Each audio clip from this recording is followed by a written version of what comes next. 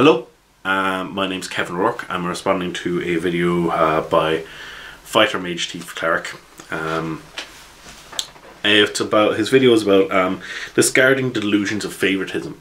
I'm talking a lot about game balance and, you know, removing any rose-tinted glass we have towards our, favorite systems, accepting that none of them are perfect. And I firmly believe that myself. There's games which are more balanced and less balanced. I don't agree with everything he says in it, but I do understand where he's coming from with a lot of the points, and I agree with a substantial section of it, alright, but not every single little thing. Certain things I'd say, well, I agree with you to a certain extent, but that's what, he's asking for responses. He wants to see other people's points of view. That's fine. With regards to my own favourite systems, well, I'll start going through Pathfinder. Pathfinder's kind of a more difficult one to talk about, because when I talk about it, I end up invariably talking about 3.5. I think it tightened up a lot of stuff from 3.5, and that's my own personal opinion. Not everyone agrees with me in that, but I think it did.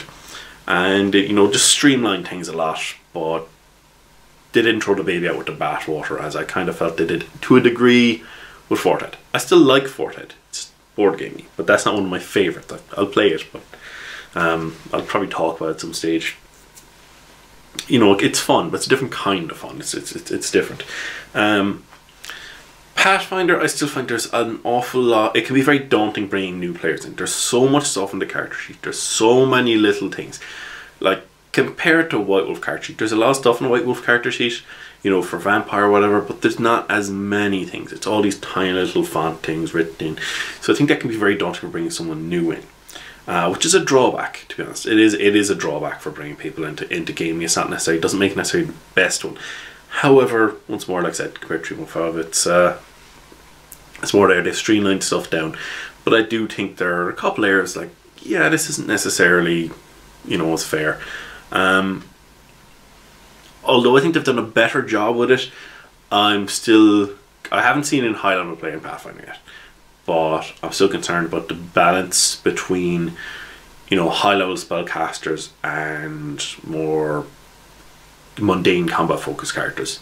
Obviously, you need a balance in the group because you have different people doing different things. I've played high-level 3.5, so I can speak with, confidence on the problems I see there.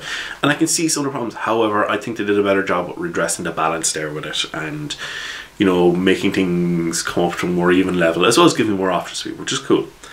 But it's definitely not perfect. I'd have concerns for a higher level game. I'm not sure how much I'd want to go tinkering around with it. It might just be a situation where you just have to accept he's got less hit points, so he's got all his spell coming out everywhere, which you can do. At certain points it starts to get to do absolutely crazy stuff. But I like it. When it comes to Death Watch,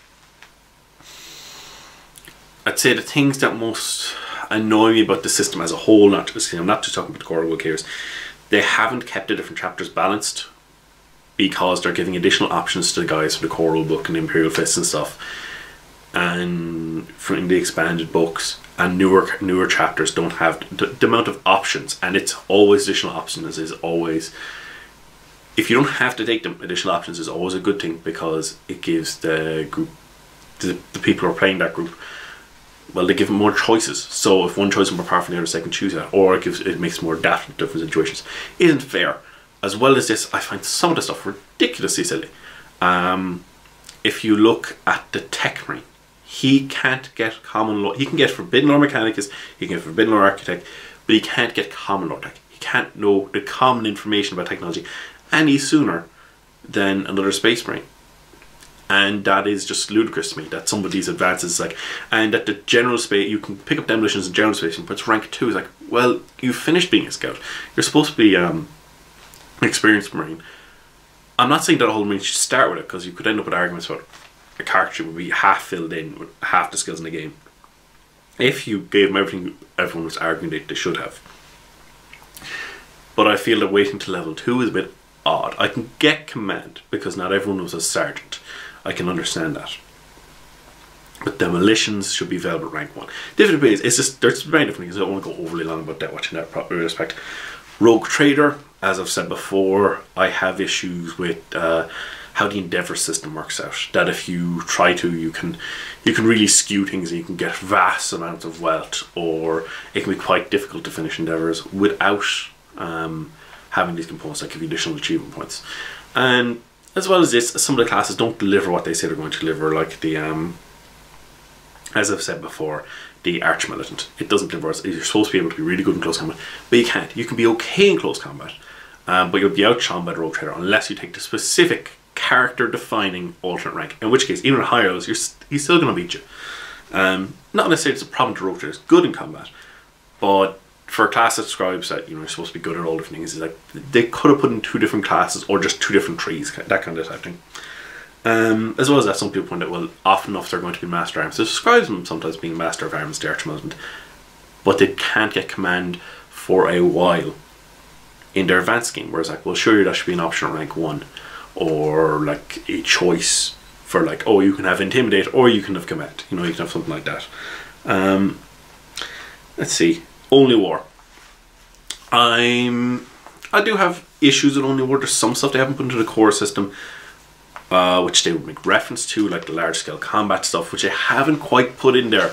They give a tiny little description on stuff, and look at the GM's kit and stuff. They're talking about, oh yeah, you know, do scaling things up. Like, yeah, but you're telling me that, like, the players come up from, you know, it does say, well, you don't have to. The logistics rating can just reflect the unit's prominence, how much of respect they've gotten.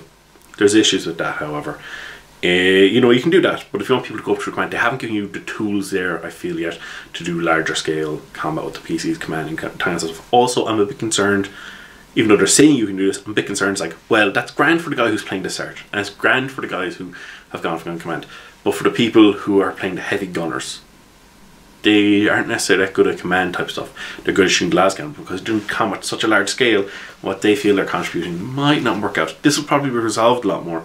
Well, I hope it will be resolved a lot more once they grant these rules. But the fact that they haven't put it in, but just saying, oh, you can go up, it's like, that doesn't sit well with me. That, there's lots of niggly little problems, and I'm not sure it's terribly well with me with it, but I don't have a long, great list that I can pick from, because I've only been running it for a short while now. I'm sure I'll come across stuff that'll really push my buttons later on, more than likely, because no game's perfect. Scion is another one. I played Scion last year for a good while. Had a lot of fun. The problem with Scion, as I see it, it's very open-ended in different respects. But the problem, you know, what you can do, they try to make it very manageable. You can do different things. However, the one thing that really killed the joy, because combat was fluid, it was cinematic, it was dynamic, but this can be a problem when you're giving people this much freedom and stuff. If people try and abuse it, one of the guys in the group augmented, he got his thing, so his relic weapon was a bow, and he went off and he had it so that he could shoot every tick, which, if you've played Scion, is a huge thing, because other people might do an action and they can't do anything for another, you know, 5 ticks. So every turn he rolls, he does his attack, and it's just ground combat down to a snail's pace, and it was completely legitimate in the system. That was more for him, but the thing is, the option is there. It requires a lot of monitoring by the GM and the other players in case somebody goes overboard with it. It's like, it ground out the fun. We did an action, myself and another player did an action, and then we went to the chipper, came back, ate our food, and we had to wait that long. We'd finished our food by the time we came back to our turn again, and we hadn't played a particularly huge length of time. Like, it was just, he had to roll, and he was doing such big rolls, such big modifiers, and he had to work out all sorts of stuff. You know, the combat can be broken down to a crawl where it just, dear God. But overall, I quite like it. I'd say I quite like Scion. They give you the rules to play fast and loose with it, but somebody can go overboard with easy. The last one we'll talk about in great lengths is Black Crusade. They don't give the rules in the core rule book, which I think they should, for holding back some of the options. Plus, the level of guidance you get towards and stuff, it's not that great. But my big problem with it is, it's one of the good things, but one of the bad things is, there is a hardwired end you really, it's difficult to avoid. You can avoid it a bit more once you get the Games Master's Guide and the rules in there. It's the hardwired end into it.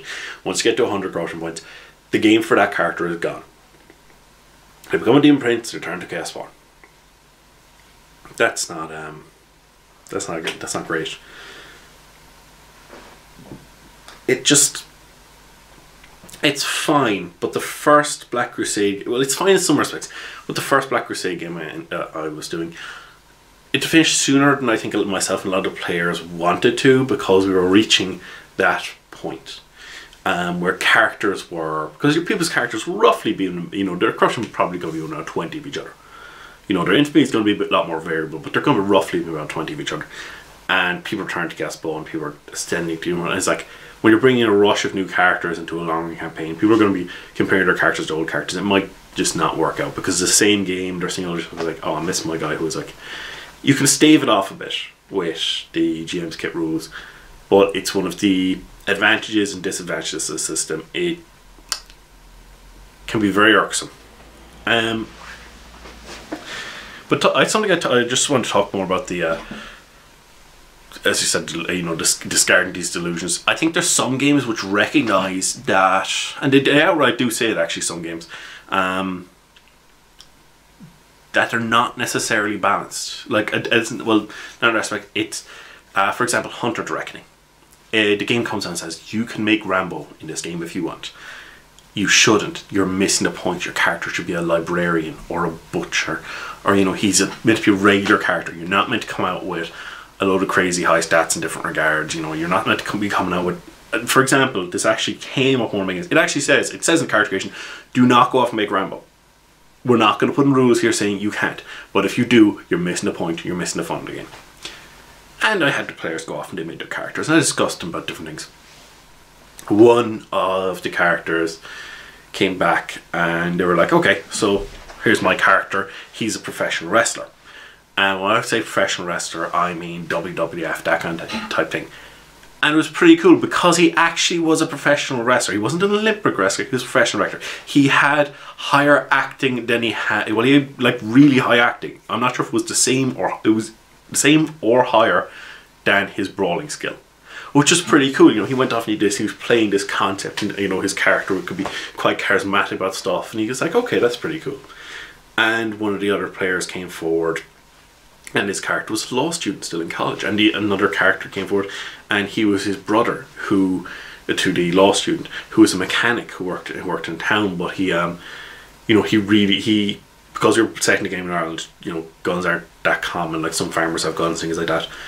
But he went off and he took arsenal, but he described to me as like, his character was really into paintball, and excessively so. So his character might have like all sorts of paramilitary paraphernalia in some respects, but he didn't actually he had like paintball because he didn't actually have, you know, real guns. But later on they started talking about, oh well, if we can modify him in this way, it's like, but that's fine because he was doing it like this. And then the last character was someone, you know, designed to be someone who had dropped out of college, had a load of potential, but dropped out of college and started, you know, growing drugs, and they wasted their potential effectively. They'd taken the easy route out. And then the final player came forward with a Rambo character. His character was an archaeologist, and that character had a melee skill of 4 starting off, and he had an occult of 4 starting off. And it's like, he just had me and all the other players, so I was like, you know that you're not supposed to make characters like this. But he argued and moaned and different things. We're like, well, you know, how the hell does he have melee 4? That's like you're a, you know, an Olympic level fencer, that kind of type thing. Doesn't mean you're winning gold, but you're, you know, you're really good. And he's like, no, it's, you know, it's like, you know, player did reenacting himself. I was like, oh no, I know people who are like really good who do reenacting. My character does reenacting because in archaeology he's interested in the past. Like, or even one of the other guys who was playing a reenactor, he was a reenactor he himself as well. He's kind of like, yeah, but that's not melee 4. That's, you know, part acting. That's, you can hold a sword. There's no one complaining that your man has melee trained. But that player came in with the character, and they were so overblown. I don't think even they had fun with it. They didn't bother showing up to the rest of the sessions, whereas everyone else had a lot of fun. Another system like this is Mutants Masterminds, where Mutants Mastermind says, it's designed to be your character to be roughly on the same power level. Some characters are going to end up more powerful because it gives you so much freedom. It's honest about it though. It gives you, these aren't going to have to be the same balance. And sometimes accidentally you can make a character that's far more powerful than they should be, and is actually ruining the fun of the game for a bit. And it talks about to the GM to approach the person and say, hey, this isn't working out terribly well.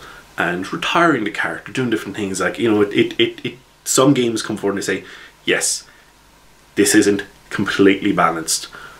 That's part of how they're doing. You're giving so much freedom with things. Like, you know, it can be done. And I've run Hunter Reckoning, I've run Mutants Masterminds, and I can't say characters necessarily balanced against each other, but if you're approaching it, if everyone's approaching it with the right mindset, then you end up with a semblance of balance, and you can end up with a lot of fun because it's giving you so much freedom to do what you're envisioning. When it comes to balancing games, I do believe in balancing games, and unfortunately the people who make games are as flawed as the rest of us. So sometimes you see stuff and you kind of go, that's not balanced. That's not balanced at all. It's a knee-jerk reaction sometimes. And it's something you have to kind of keep an eye on. Because sometimes we can think, geez, that's not really balanced at all. But if you think about a little bigger picture, some stuff that doesn't seem neatly balanced can be counterbalanced by something else somewhere else. So, but sometimes there's definitely stuff that just, as written, doesn't make sense.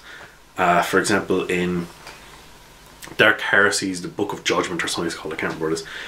There's the Ver Specs Adept, which is the most broken alternate rank ever. If you use the ability as written, you take this one talent and your Ver Specs Adept, rank 1 character, can go off and he can roll his intelligence for any lore or any investigation skill, which includes lore, sorry. Just, that's not balanced at all. As written, that's not balanced. And I think there's a problem sometimes in certain game lines, and I have to put Fancy Flight stuff here unfortunately, in certain game lines, balance is, they give up on balance to a degree and they start going towards, here's this ridiculously powerful thing, you should buy the book because then you can bring this ridiculously powerful thing. It's in the book, so the GM, you know, he might allow you to use it. It's like, yeah, you're also, there's an element of fanboyism with some Fancy Flight stuff. We really go on to them. You know, to start for certain aspects of the thing. But I still enjoy these things, but you just have to keep in mind of them. True balance can be quite difficult to achieve, and some people don't like balance. You don't want things to be, when you're talking about balance, I understand what this gentleman's talking about balance. I understand what he means. However, nothing's ever going to be perfectly balanced, because perfectly balanced would be everything is exactly the same effectively, and nobody wants that because that's just you're all playing the same character then. But there's other things which can balance the game, like, you know, the perks you get through role playing, different things, but these aren't necessarily a problem. They can be sometimes you go overboard with it, and yeah, I think it's just something people have to be mindful of. And sometimes different things which are going to be a problem in some groups with some players and some GMs aren't in balance. Is how you approach things sometimes, because some games are perfectly fine once everyone's playing it, you know, has the same understanding about it, even if they're not balanced. It doesn't have to necessarily be balanced with the examples I gave you there, as long as there's a semblance of balance and fairness there. That's my own opinion. Things don't have to be balanced. I prefer when they're balanced a lot of the time, but sometimes some games work better when they are balanced. That's my own thoughts about this. I'm running on a lot longer than I thought I would, so I'll leave it there. Once more, I agree with a lot of the points, but there's some different things I think I've laid out there. I hope I remembered everything I wanted to say that are different. So I look forward to getting feedback from other people as well. If people, you know, want to leave anything in the comments, I'm looking forward to hearing your own thoughts. I'll talk to you later. Goodbye.